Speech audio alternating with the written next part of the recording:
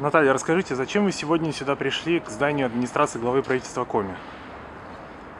Я вынуждена была сегодня сюда прийти, потому что 15 числа я сдавала обращение от предприятия, от трудового коллектива, от профсоюза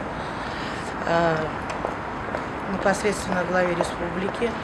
Вчера я пришла и узнала регистрационный номер, то оказалось, что это обращение не дошло до приемной главы. Оказалось оно странным образом у этих двух господ, которые курируют непосредственно этот вопрос. Так что в этом обращении было как уничтожено стратегическое предприятие пассажирское. Это непосредственно Альфа-Транс уничтожается со скоростью света Коми Автотранс.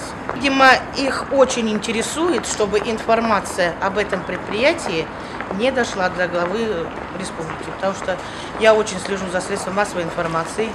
Я сейчас наблюдаю, как глава инспектирует и выезжает, проверяет предприятие. И у нас надежда, что коснется это и нашего предприятия. И нужно решать проблему немедленно. То есть в этом обращении была просьба обратить внимание... Там было указано все.